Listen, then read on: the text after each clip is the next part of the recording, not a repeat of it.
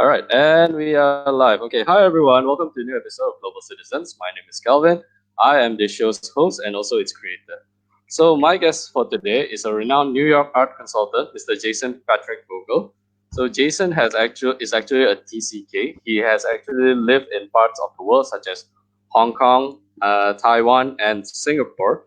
And he's actually now back in New York City. I think he has been back for over 20 years. And another cool fact, Jason is actually the older brother of one of my past guests himself, Ben Vogel, who is actually the first guest of this year, of the first episode for this year.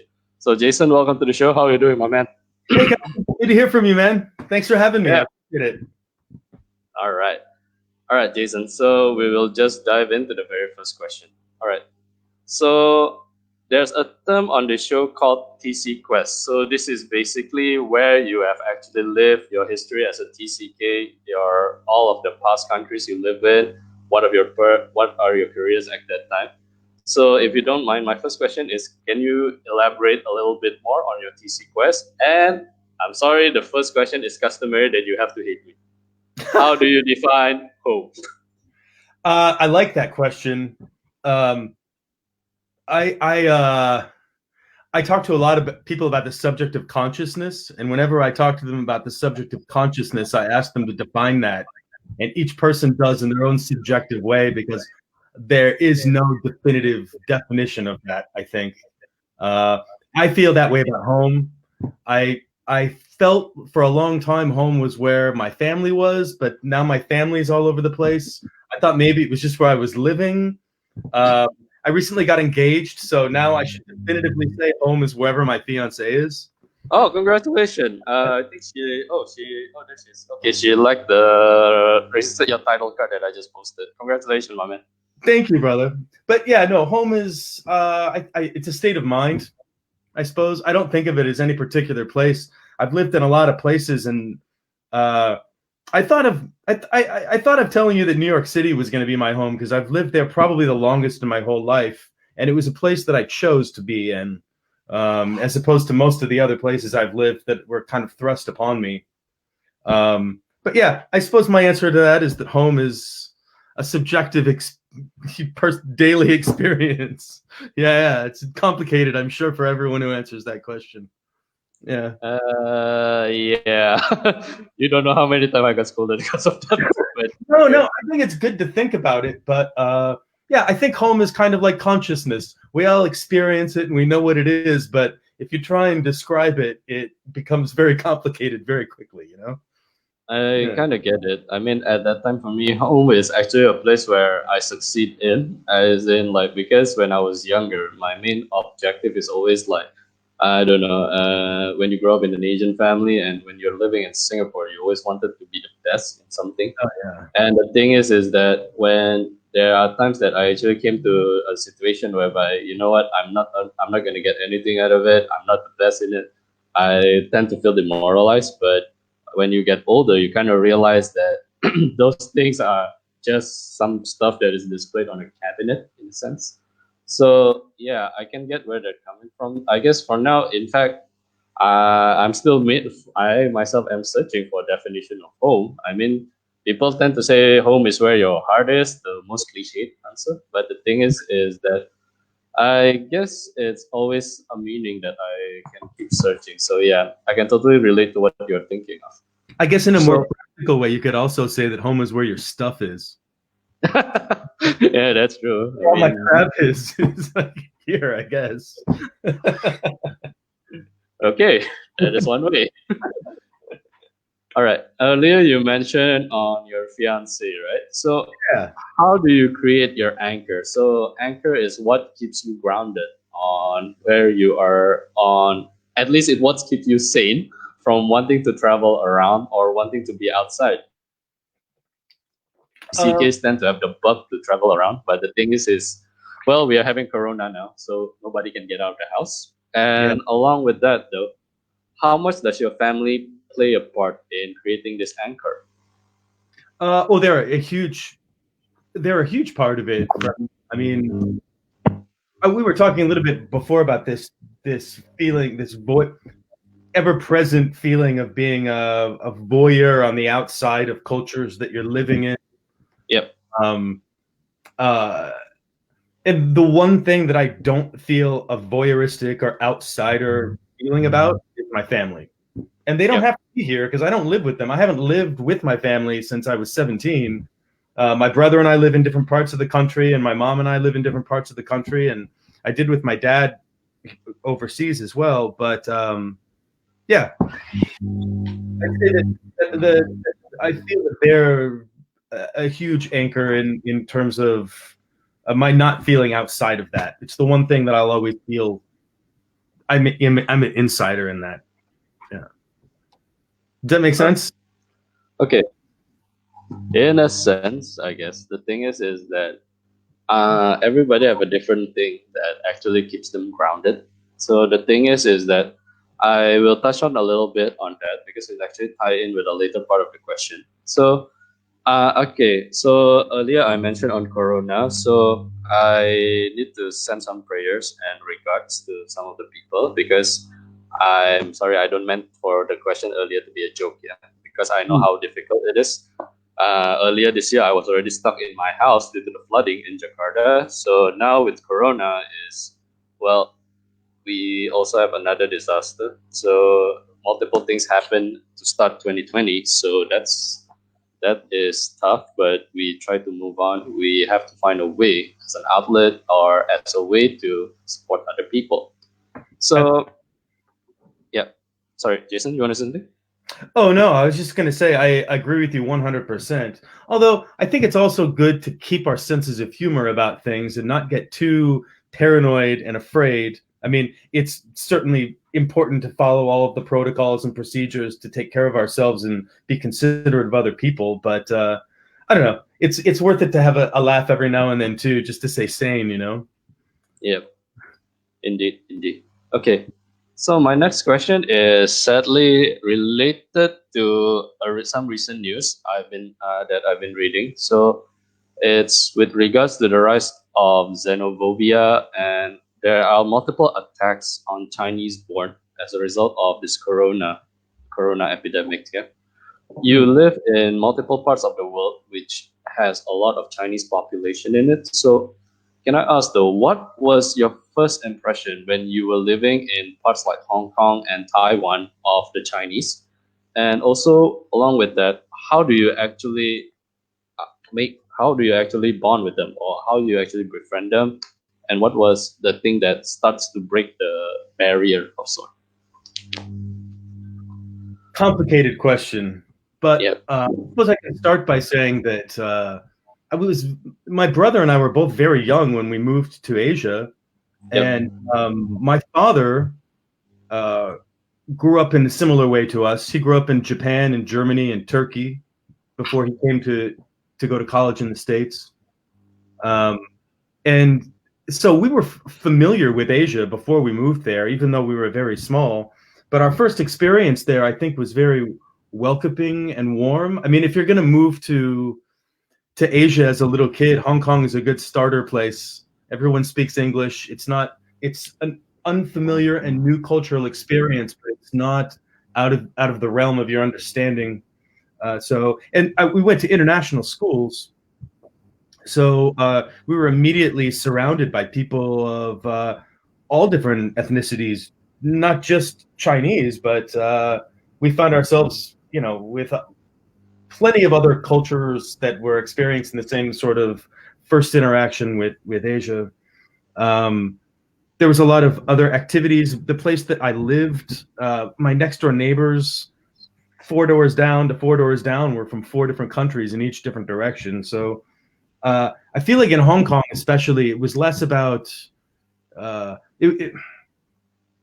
it was more about engaging in an entire global cultural experience in Hong Kong, as opposed to Taiwan. I moved to Taiwan when I was in the 8th grade, so I was a little bit older. Taiwan was still under martial law. It was definitely much more of an inherently Chinese experience, and a lot of my interactions were with the people that my father worked with. or my ventures out from school with my friends to go to school, or video games across the street, or food and stuff like that. Things that probably my parents wouldn't have approved of at the time. Just going off and like exploring and like meeting people through other people and older people introducing me to stuff like that. A lot of it seriously was in like pool halls and these little like arcade places where you'd play these like 5NT cheap slot machines or pinball, and like you'd be competing against someone and neither of you understood what each other were saying, but you both knew that you wanted to win. So it's like very humanizing, I guess, for both people. Yeah. Okay, that's one way to bond then. You want to win. Yeah. All right. I want to win the pinball game. I remember distinctly one of my first 8th grade experiences there. And then also I remember skateboarding was really big. It was the 80s. And there were a bunch of kids in Tin Mu, the downtown area, that were like ethnically Taiwanese kids who skateboarded. And there were very few people who did that. And since me and my European friends all skateboarded, we would all go hang out at the very few places you could do that and would interact with each other, you know, trying to do better tricks than each other and stuff like that. So, yeah, a lot of it was through that. Just being fortunate enough to be around other people who made it seem very normal to just go out and be a kid. It didn't seem like a big thing to me. Yeah. Okay. This I don't is know actually. if I'm not answering your question, let me know and I'll rethink it. No worries, no worries. You're doing well so far, brother. All right. So this is actually with regards to that earlier point that you mentioned on being a kid, actually. So, what kind of support and environment need to be fostered to create a multicultural environment? Do you feel? So you mentioned that when you were younger at that time, well, skateboarding wasn't really common at where you were. So since you guys already know how to do it, it allows you guys to bond because you guys are teaching them how to perform tricks and stuff. Or I don't know. Wrong. They were really good. They taught us more than we taught them. They were way better than me, man. I'm not taking credit for that. They were way better than me. What do you think was the factor though that actually allows you guys to do it? Like allow them to actually, instead of them attacking you guys, or I think the thing is that when you see in movies, typically is that in the media, because you want to favor your own broadcast, you want to favor your own shareholders and etc. The broadcast will always focus on your own people better than somebody from the other country or rise up to the challenge and etc. But how do you think at that time you guys actually bond instead of just what a media can show you? Well, do you mean then or what do I think about now? Because I think maybe you can mention on both then and now. The reason being is that you can always learn something from last time because it was your time. But the thing is that bonding is not something that we humans have evolved over time anyway. I mean, you can give us a bottle of beer and all of us and everybody is friends. Hallelujah. That's what I'm talking about. I'll tell you what, back then there was no social media. There was no cell phones. Video games were limited to maybe, I think the Nintendo 54 system with Mario Brothers was like maybe the most sophisticated. So like, what? Oh yeah, that's the 80s, man. I'm an old man. See, I've got a couple of gray beards. So for us, it was a lot of like just going out and exploring. Plus, for the group of international kids that I was with, there were Chinese kids in that group, and there were European kids and African kids and people from all over the place. But we were excited just about like exploring that. And whenever we'd interact with other local people, it was with an excitement, I think, that we were getting the chance to do something that we knew a lot of other people weren't getting the chance to do. It seemed like, oftentimes when you're a kid and you're skateboarding around downtown Taipei in the 80s, it felt like you were in a movie sometimes, But nowadays, like there's social media, everyone's connected by their phones. You can go on Reddit. You can play video game. I could go on my computer right now, and you and I could spend like hours just playing a video game together. We don't have to actually have the physical presence to make those bonds and connections that are beyond our day-to-day religious or cultural experiences. So I like to encourage people to do that and to interact and use platforms like you're doing right now. To reach out and experience other people's lives. I think that's a good way to do it. I will say, for things to get much better, and I think things are getting better. It's easier, despite the xenophobia you're talking about in America. For as much as I love this country, there's a lot of bizarrely disappointing things about it. One of them is that it's not just Chinese people. It's all America thinks that all Asian people are either Chinese or Japanese. There's not a lot of differentiation. Or Korean. As to what or Korean. Guys, yeah. Indians are also So I fear for not just Chinese Americans, but Asian Americans of all kinds who are caught up in the naive, poor education of many of the people here. But I think that the more people interact with each other, especially with all the things and the tools we have now to do that, the world is only going to get safer and safer and more inclusive. And it's really going to mean in a darker way, waiting for that older generation to die and go away for another generation to keep coming along. My mom just went in, so okay. I'm not going to say anything on that. Tell your mom I said hi. Yeah, no worries. No, my mom doesn't speak English anyway, so I'm good with it. But yeah, that's good. All right. Okay, so I actually want to dedicate one question. Is actually with regards to your mom. Among every single positive or negative feedback I've got on my show, the one that I love is actually from your mother, Mrs. Voegele. The reason being was that when you guys were younger and you guys were moving outside of US, she's already an adult, and she being a mother, she has to keep everything in the house. She has to raise the two of you. She has to support your father, and as a result, this is a culture that she knows, and now she's living in outside of the United States, which has a completely different culture, though.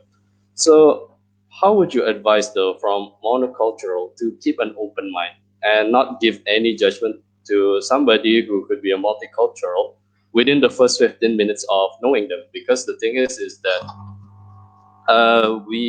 there are, as what you said, sadly, there are certain parts of the world that do not see open-mindedness or people of different skin or racial issues who are immediately as being accepting to them.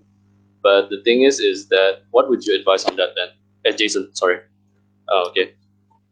Apologies on that because your brother actually commented. I'll show you later. Did he just comment right now? Yeah, he's just looking at it. All right. Leave us alone. All right. Let me show it. Oh, apologies on that. Yeah. So this is Ben's comment. My big little brother. All right. He got the looks, but he also got the smarts too. So he's an awesome dude, my brother. He's amazing. All right. Okay. Shout out to Ben since Jason's requested. So Jason, yeah. So back to the question. Yeah. Wait. Throw a shorter version of it at me again, real quick. Sorry about that. So how would you advise a monocultural to keep an open mind, though, when they are meeting somebody who grew up overseas and etc.? It's interesting that you bring up my mother because I think of that a lot. My father grew up overseas, and my brother did, and I did, obviously. And so it's hard to kind of wrap your brain around the idea of doing that. I mean, and she didn't just grow up. It wasn't like she grew up in a big city or anything. She grew up in a very small rural town in Pocatello, Idaho. So I think I only know Boise, and I know it's a potato country of USA or something.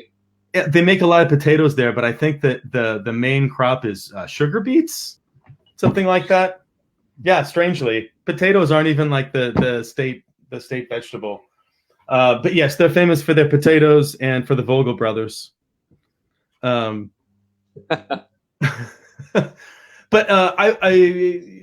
it's quite an impressive thing to do that, especially for people of her generation who didn't know much of it, of what to expect probably moving into that culture. But I will say that her father, having been in the military and independently interested in Chinese culture, had studied Chinese culture and was in Asia in the military during World War II. He was in Guam, so he didn't really see a lot of action, but he had a chance to visit a lot of Asia. And when he came back, he would tell her stories about the place that weren't scary stories. They were exciting, cool stories about this other culture that's so different from yours, and the food. And it was a very positive message that he left her with. So years later, when she met my father and they ended up going there, she left with a positive attitude about it. I think there was more excitement than there was fear.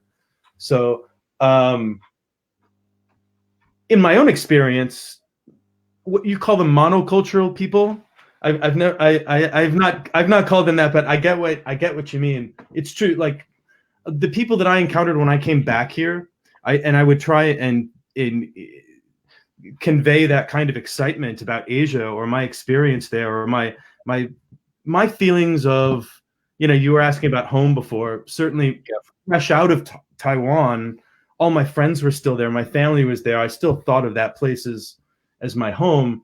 And the reaction that I got to that was confusion. People didn't know where Taiwan was. They asked me if I spoke Japanese. They'd ask me offensive questions about things that I would eat or how I lived there or something. And it became easier for me to stop telling people I was from there. And I just started telling them I was from New York. I made up a fake public school that I went to, and I was just like, I'm from New York. And I stopped telling it for years. Yeah, you can say you're from Xavier Institute or something. Isn't that from the X-Men school or something?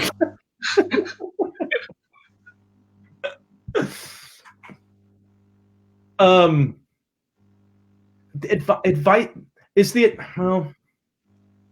I guess I don't know if I have so much advice other than just have confidence in who you are and where you're from. If people, the last thing you have to worry about in this world is people caring whether or not you grew up in another culture.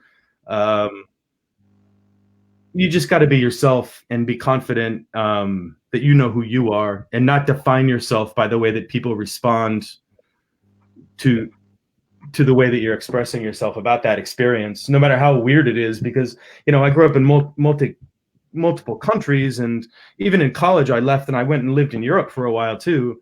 I don't know how to describe. I certainly, if I don't know how to tell anyone to do it in a different way than I did, but I can just say that,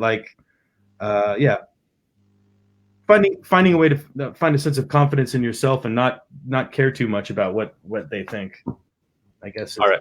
The answer. Yeah, that's good. That's good. Okay, so I actually want to dive in with your career more now. The thing is because not only in the United States, even Asia, if you tell them, hi, I want to pursue a career as an artist, you're going to get burned down. I mean, in the past, they will do that. Now it's a lot more accepting, I think, due to the social media trends and everything. And after hearing that a kid of 13 years old can win $1 million by playing video games, so people are a lot more open to that the other day. That's crazy. I can't believe that happens, by the way. Like 16-year-old kids are winning $10 million playing video games. It makes me sound like an old man to say that, but yeah. I think there was a lot of ups and downs on every generation on that. Well, my generation, probably the same as any generation. I don't know if it was Asia rubbing off on my father, but I'm pretty sure that he certainly wasn't. His first pick for me in life was probably not to go be an artist, which is what I was at first. I started off as a painter. I got really lucky. One of my best friends in Taiwan at Taipei American School was from France, and he was painting already at a very young age. He introduced it to me, and we had a really great teacher at our school who had exhibitions in New York, among other places. I think her husband was the conductor for the Taipei Philharmonic Orchestra. So very classical, well-educated artist person. among other great art teachers we had at that school, Kathy Wu is just one of them. There were a few great teachers that I had there. Very lucky. Again, that I think one of your questions is probably going to be about blessings of the experience, and I'd say education would certainly be one of the most important ones. But anyways, when I graduated, I kind of knew what I wanted to do with my life, which is a rare thing, I think, for someone that age. Most people are still searching. And I wanted to be a painter, or I knew I wanted to be involved in the arts. And Pratt Institute came and visited our school. And I did. I went. I left. I only applied to one school. I wanted to go to New York. I loved punk rock music and painting, and the Ramones were in New York, and Pratt Institute was in New York. So I hopped and I left. Only place I applied to. Thank God they accepted me.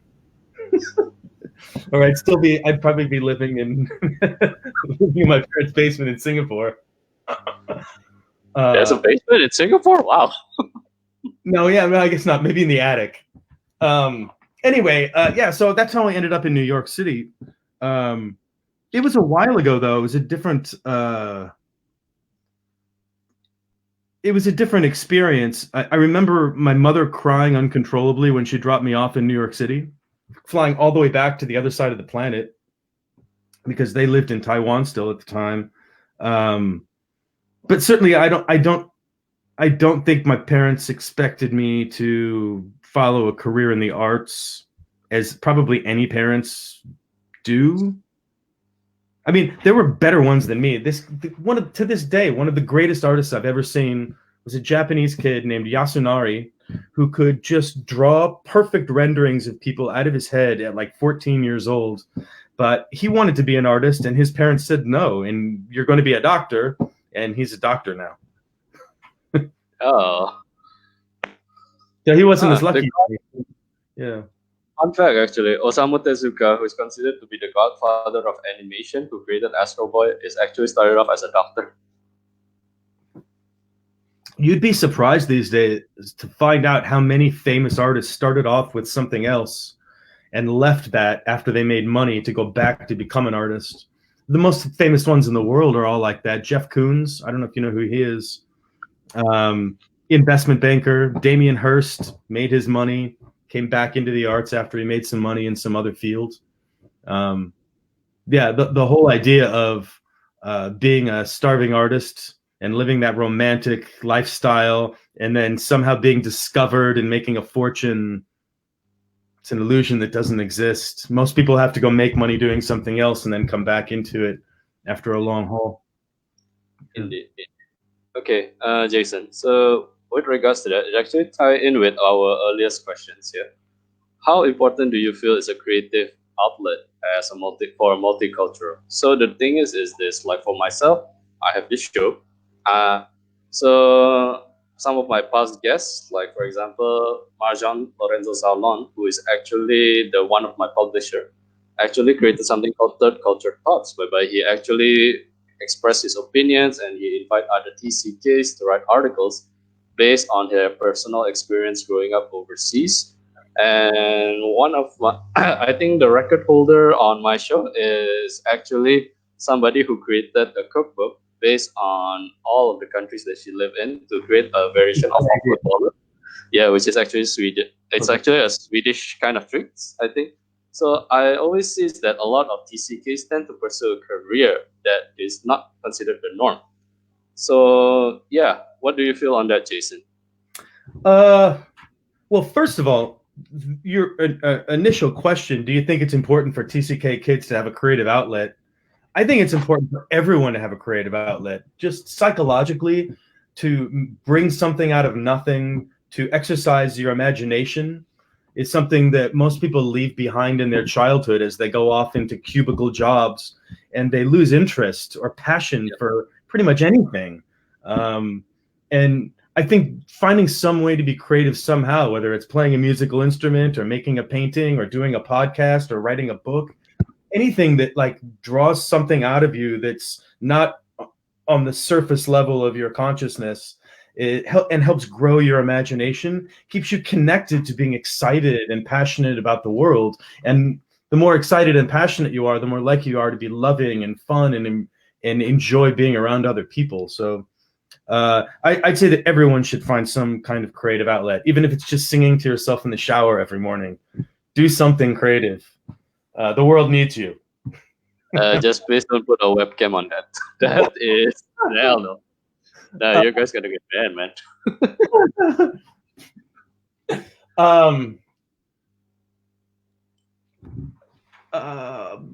What's the second part of the question again? Toss it at me. Sorry about that. Okay, so the thing is that I mentioned on a creative outlet for a multicultural, yeah. So the thing is why I mentioned on this is because when I was back in Indonesia, I was really struggling. I was having a reverse culture shock, and I can't really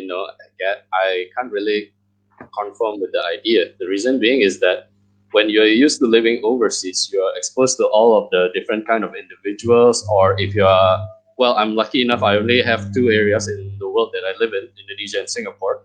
I know there's a lot more TCK who live in I don't know how many parts of the world, that to the point that you got so confused on who you are actually when people ask, where are you from? So the thing is for why I mentioned on a creative outlet is because I think it helps to form, like it's a living proof. It's a proof to say that, hey, I did live in this part of this world, because all of that exposure helps in your mindset and it allows it to flow. But the thing is when you are back in your own home, maybe you are not able to express it out loud. So as a result, it becomes a source of frustration, and I do hear of cases whereby it becomes a source of depression. So yeah, do you agree with that? Oh, I think I know what you mean. I find it interesting that there's the two sides of that. There's the positive and the negative side of it, but it's a unique experience to be stripped away from a familiar culture at a young age, especially, and have to learn how to self-identify, have a unique sense of self outside of culture or religion or any kind of construct that your family or society has put on you.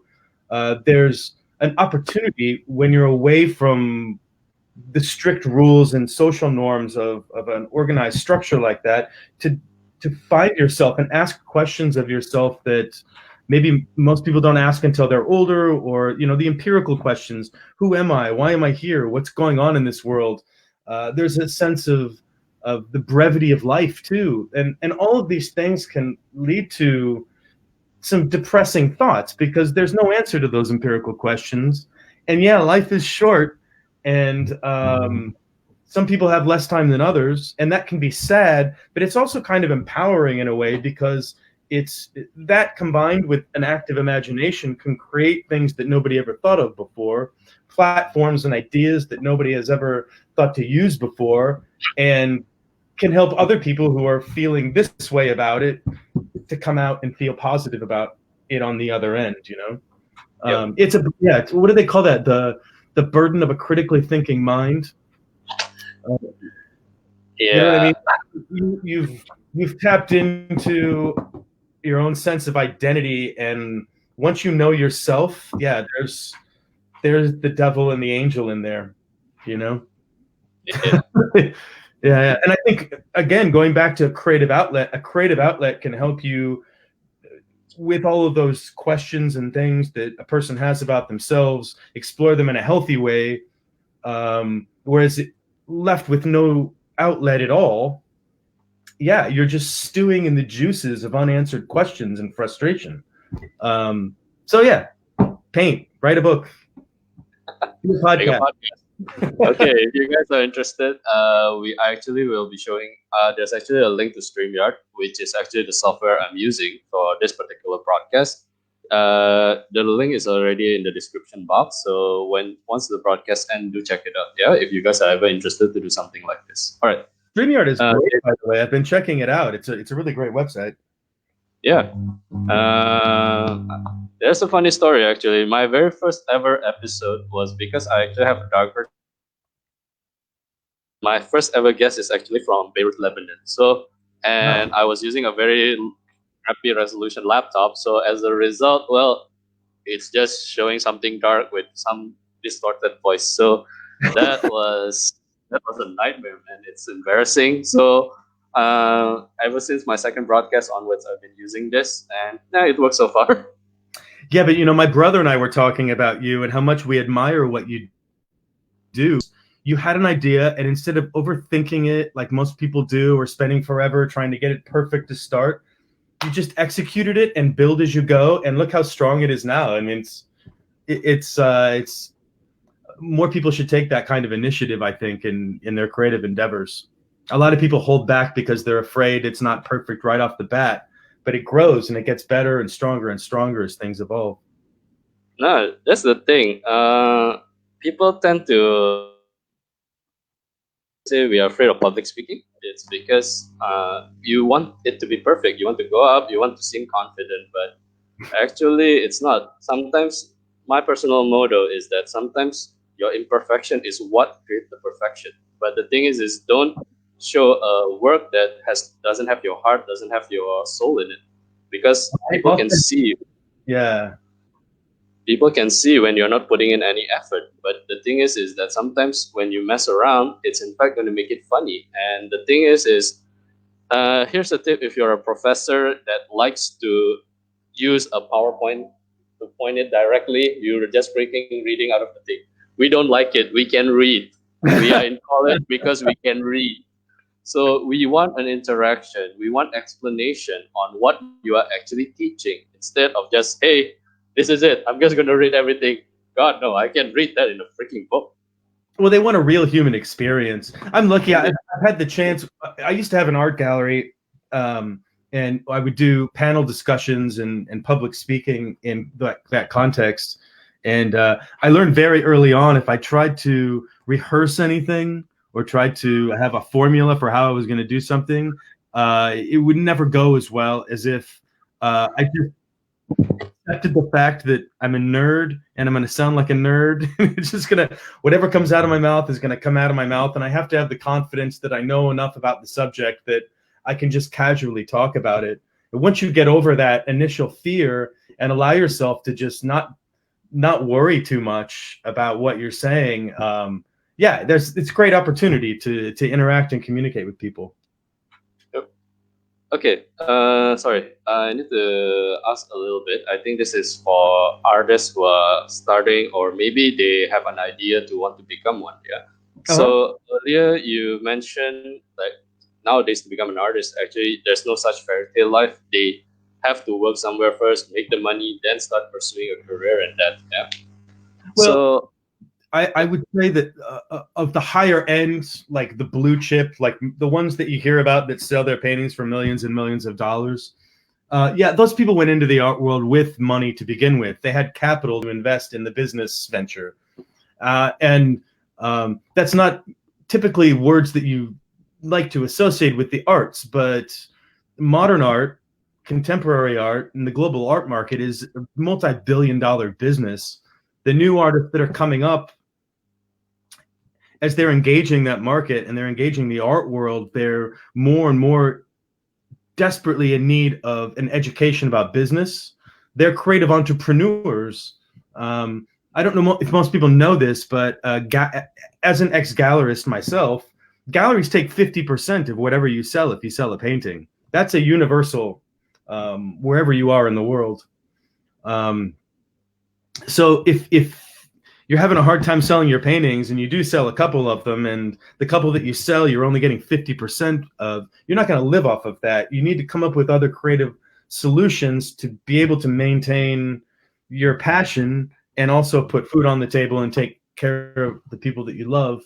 Many artists, like my fiance Michelle, is an incredible painter. Go check her out, www.michelledoll.com, DOLL.com. She's a teacher too, so you can go. She does webcasts and stuff like that where she teaches people how to paint. Other artists I know have figured out tricks for social media. Artists are in a unique position where people like to look at their stuff. A friend of mine has, I think, somewhere around 500,000 followers on Instagram. Those are sizable numbers that you can parlay into other business ventures. She built that herself by showing her own tutorials on the internet, and now hires herself out to art galleries and other artists to do their internet for them. So she's making money doing that, which can support her business at home, which is making her paintings. There's art fairs. I don't know if you're familiar with the phenomenon of the art fair in the art world. I'm not sure if they're the greatest thing or the worst thing. They're certainly run. I mean, I don't know how complicated you want me to get into the history of the business of the art world, but all of those art fairs are owned by banks. It's becoming more and more difficult for small galleries and mid-career artists to exist. So I like to be positive, though. You see me with my big smile on my face. I always say that, like, when there's something wrong or something missing, there's an opportunity to create something new. So I'm looking forward to what the next generation does with the internet. What do you do when you can't go to an art gallery right now? A lot of galleries are closing because they can't afford to pay the rent, because they can't get people can't leave their house. You can't go to a museum. You can't go to a gallery. You can't go to a studio. I'm fascinated how all of this is going to affect the next generation who sees this happening, and is going to have to figure out a way to make a living as an artist without being able to interact with other people. That's a challenge. That's a real challenge. Because my next question is, how would you give back to an aspiring artist on this generation? Because you've gathered 20 years of experience in this industry itself, from when the time before there's also social media or anything. So you really start from scratch on that. So what do you see could be a helpful advice? It could be from your time. Sorry, I am saying it like it's from your time, but what do you think is something that they can keep in mind though when they want to pursue this career? Because earlier we mentioned on the realistic aspect of it. So what do you feel is a certain mindset to overcome that particular challenges? Well, if you don't already have an excessive disposable income that you can live off of without having to get a day job, then I suggest this. Build networks among your friends. Go and support your local arts community galleries, the small galleries. One of the things that I've seen, just because, like I said, it's all I've ever done. I knew I wanted to be in this business from a very young age. Nothing happens in isolation. No one person rises to the top by themselves. It's usually groups of people who are friends, who networked together and know each other and help each other and pull each other up in a fraternal way, a sororital way if it's women, which there are, thank God, more and more of in the art world these days, in terms of curators and directors and artists, and have learned that lesson and worked together in networks to help each other come of age as a group. That's probably the most important piece of advice I can give to any young artist. Find other people like yourself. Find other artists who make the kind of work that you like to make, and team up with them, whether it's just to meet once a week to go to galleries or to work together on a project or build a community. There's every opportunity with the internet and stuff to do that kind of thing. You don't even need to be in the same city to do that anymore. And the other thing is just go out and see artwork. Go look at artwork. Go to galleries. Support your local art, whatever, your art theater, your art gallery, your art museum. Go. Be out there and become part of it. Get involved. Jason, sorry. How much do you feel your experience as a TCK actually contributed to your success in the art world itself? Well, it's interesting because as an artist, I didn't have much success. I mean, I did in a sense because like I was a curator too, so I was building shows and then putting myself in it. But the kind of art that I made, it was crazy. It would have a lifespan and die and rot and fall apart, and there was nothing to sell. It was purely conceptual and like didn't. I mean, it made the sense that it made, but it wasn't a viable business.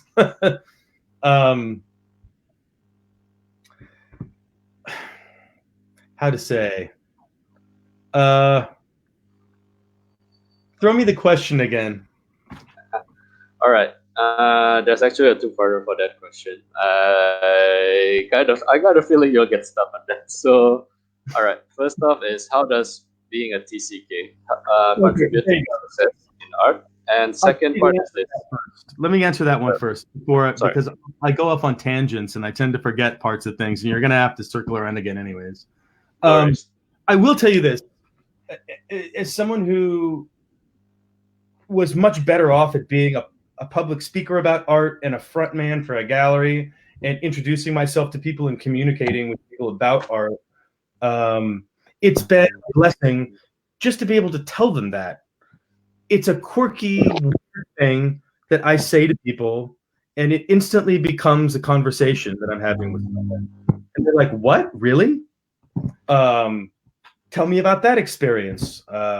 And I'm the same way when I find people tell me interesting things about themselves, I get lured into them. But it's usually if there's a lull in conversation or you want to break the ice with someone, just talking about that experience with them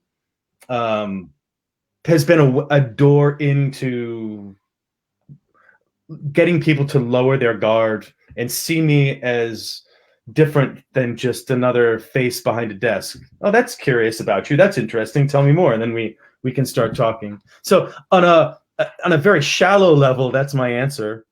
On a deeper level, I've liked to create projects that are inclusive of as many different cultural perspectives as possible, especially in New York, where there are so many people from so many different places that do sometimes feel disconnected in pockets of like Koreatown and you know Germantown, or Little Italy, or Chinatown, and doing a project that kind of melds all these people together.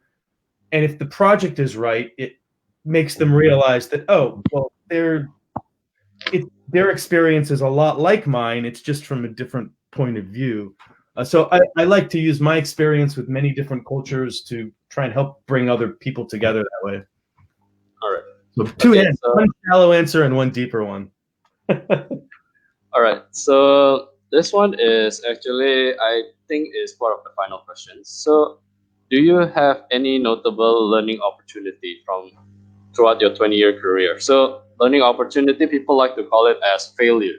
So do you have a favorite learning opportunity out of this? And what advices each you would give to one is TCK, who could have been United States born, but could be living in the eastern part of the world, maybe in India or China or maybe Taiwan, or, well, I live in Singapore, so I think it's a lot more easier adjustment for them. So an aspiring artist, and the last one is a combination of the two of them.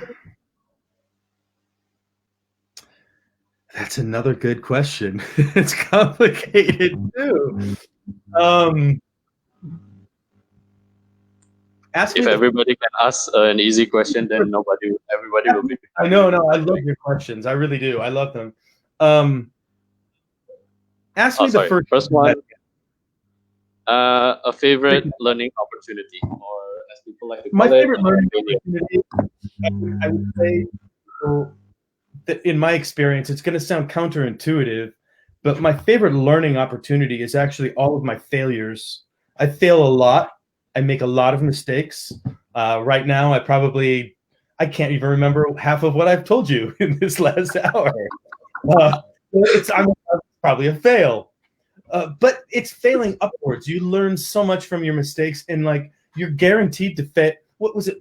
I can't believe my brother is going to be so proud of me because I'm going to make a sports reference. And he's a guy, and I don't follow it as much as he does, but I think it was Michael Jordan that said you miss 100% of the shots that you don't take.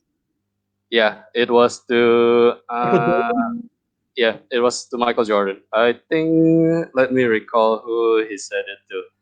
It's not Steve Kerr, because I think it was to Steve Kerr, who is now the head coach of the Golden State Warriors. But more notable You incident for already them know is, way more about it than I do. I don't know who that yeah, is. I actually make a reference to the Los Angeles Lakers and the Chicago Bulls at that time when Ben was my guest. The reason being is that, to be honest to you guys, is I actually don't play basketball. My skill level is it's shit. I really suck at it. Yeah, Ben I can have do the it for highest number of foul. I have the highest number of foul if you want, but no. The thing is that I actually wrote theses based on the market of sports itself. I actually studied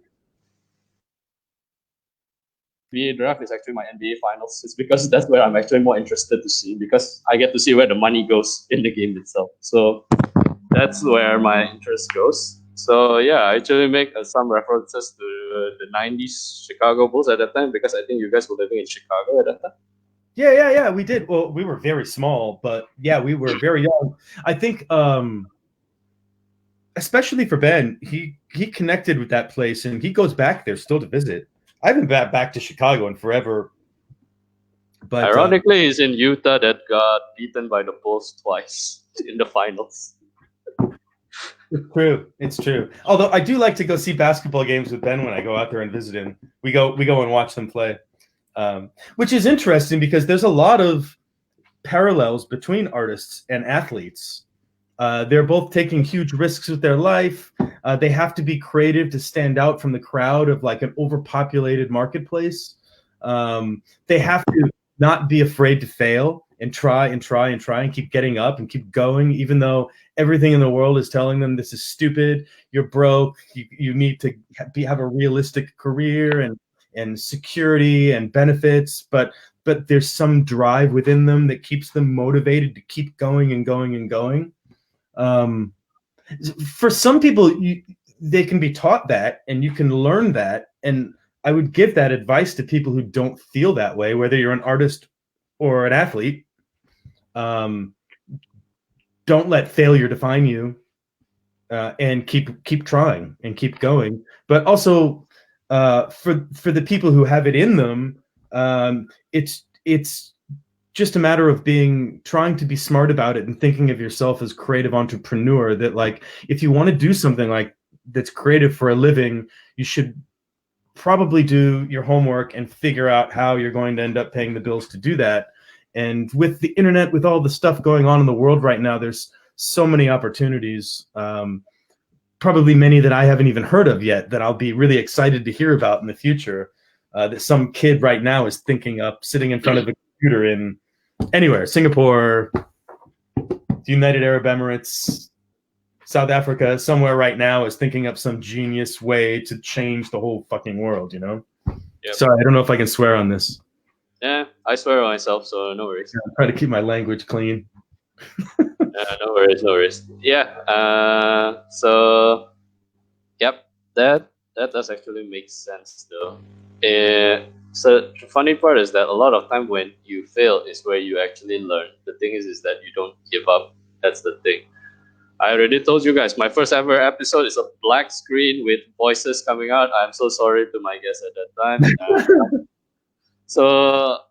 And honestly, I can't really change much of it. I have several of my broadcasts that actually has a lot of stoppage. It's because, well, the Wi-Fi in Indonesia is not as proficient as when I'm in Singapore. So there's a lot of times that I feel really annoyed. I feel very scared. And in fact, my phone is constantly beside me so that I can activate its hotspot when I need to.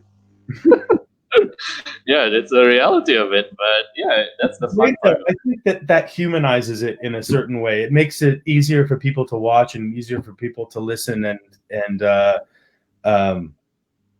Yeah, it's about substance.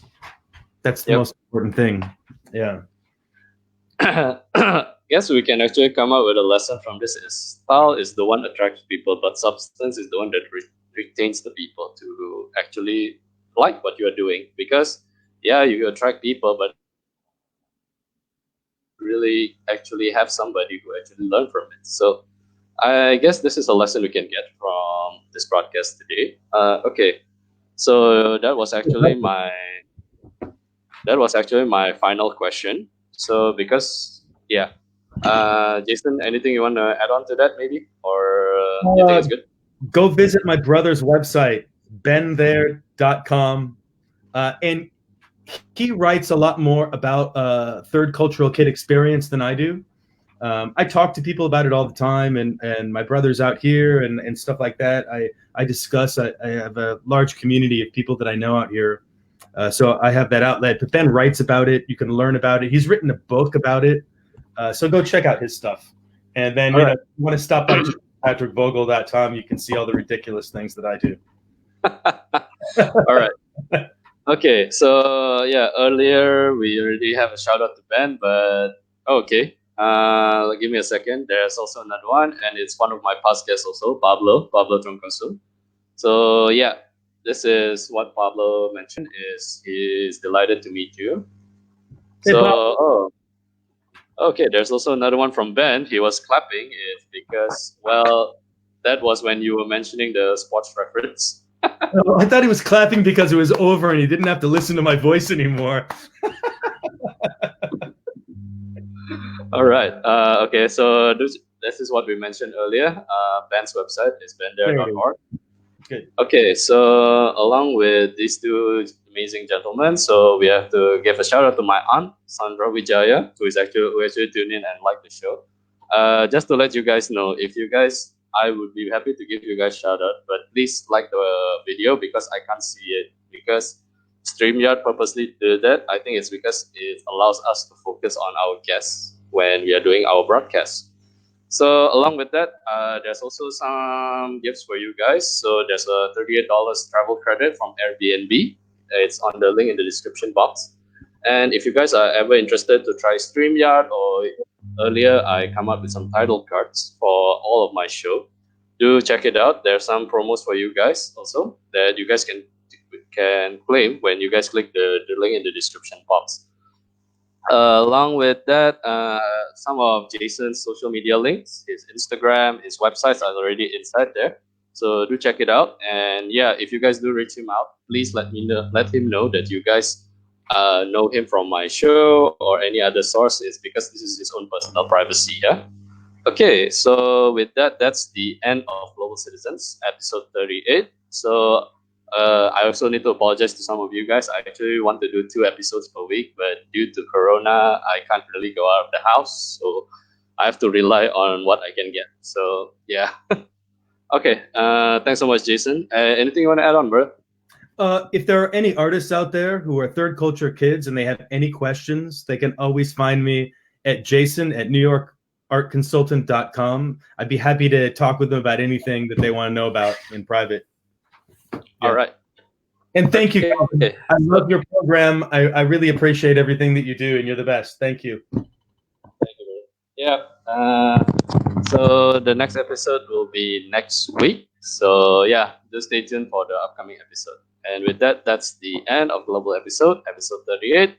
So again, thanks so much, Jason. Thanks so much for those tuning in today. So do enjoy the rest of your day or your night. Because in case you guys don't know, I'm actually in Indonesia now, and it's around 10 a.m.